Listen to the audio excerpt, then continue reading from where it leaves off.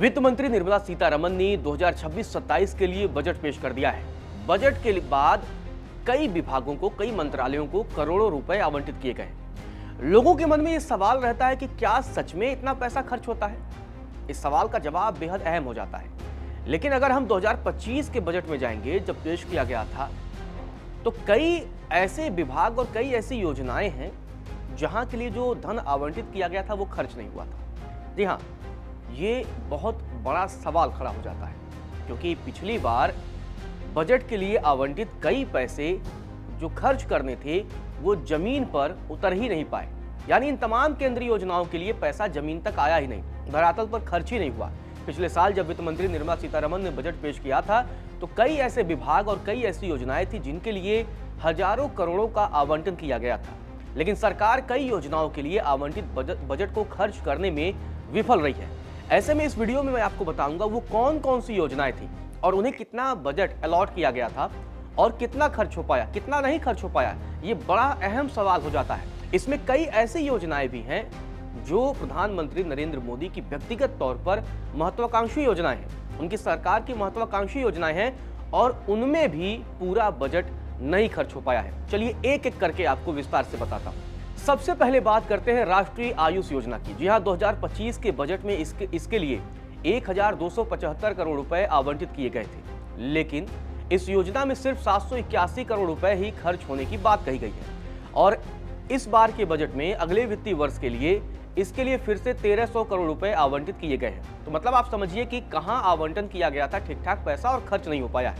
अब बात करते हैं PM school for rising India योजना की। 2020 में सरकारी स्कूलों के लिए शुरू हुई थी ये योजना और 2025 के बजट में 7500 करोड़ रुपए आवंटित किए गए थे, लेकिन योजना के लिए सिर्फ 4500 करोड़ रुपए ही खर्च हो पाए हैं। मतलब 3000 करोड़ रुपए अभी भी इस योजना में खर्च किए जाने बाकी थे। और अगर हम बात करें तो इस बार के बजट में अगले वित्तीय वर्ष के लिए फिर से 7500 करोड़ रुपए आवंटित किए गए हैं। अब बात करते हैं आयुष्मान भारत योजना की। जी हां, ये योजना बहुत अहम है और व्यक्तिगत तौर पर प्रधानमंत्री नरेंद्र मोदी की ये महत्वाकांक्षी योजना है। 2025 के बजट में इसके लिए 4200 करोड़ रुपए आवंटित किए गए थे और महज 2443 करोड़ रुपए खर्च होने की बात सामने आई है। और बजट में अगले वित्तीय वर्ष के लिए इस योजना के लिए फिर से 4200 करोड़ रुपए का प्रावधान भी किया गया है। तो ये बातें हैं।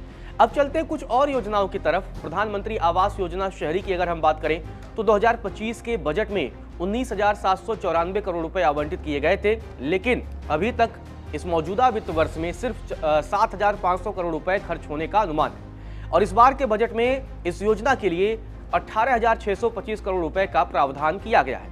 अब बात करते हैं प्रधानमंत्री आवास योजना ग्रामीण की। जी हां, ये भी एक महत्वाकांक्षी योजना है। 2025 के बजट में 57,832 करोड़ रुपए आवंटित किए गए थे, लेकिन मौजूदा वित्त वर्ष में इस योजना पर सिर्फ 32,500 करोड़ रुपए ही खर्च होने का अनुमान सामने आया है।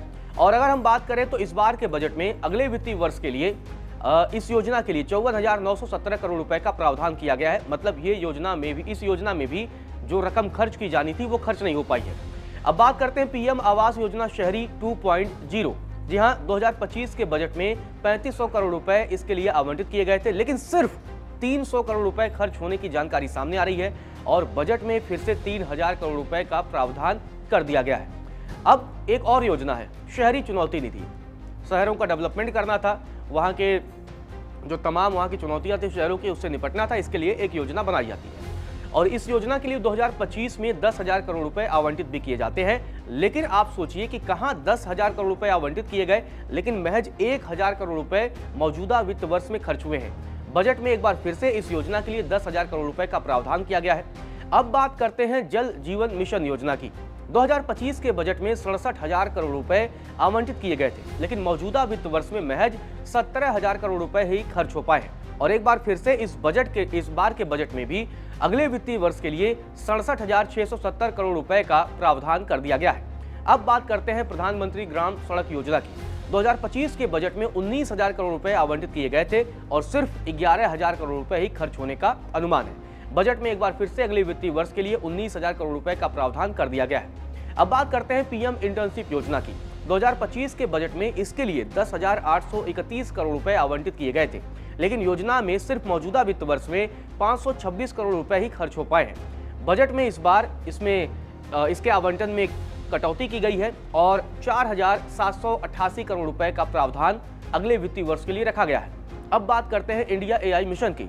2025 के बजट में 2,000 करोड़ रुपए आवंटित किए गए थे और योजना में मौजूदा वित्त वर्ष में सिर्फ 800 करोड़ रुपए ही खर्च होने का अनुमान है। बजट में आपको बता दें कि इस बार अगले वित्तीय वर्ष के लिए 1,000 करोड़ रुपए का प्रावधान किया गया है। अब बात करते हैं अनुसंधान और नवाचार योजना की। 2025 के बजट में 20,000 करोड़ रुपए आवंटित किए गए थे और योजना में सिर्फ 3,000 करोड़ रुपए ही खर्च होने का अनुमान रहा।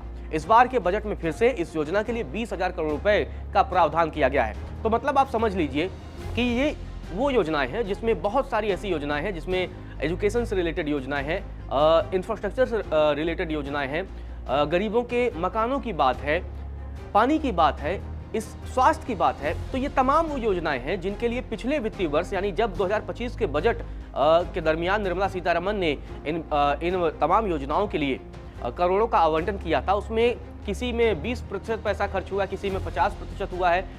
मतलब एक बहुत बड़ी रकम ऐसी है जो खर्च की जानी बाकी थी और वो अगर खर्च की जाती तो बड़े पैमाने पर लोगों को और लाभ मिलने की संभावना रहती, लेकिन ऐसे में इन विभागों में पैसा खर्च नहीं हो पाया।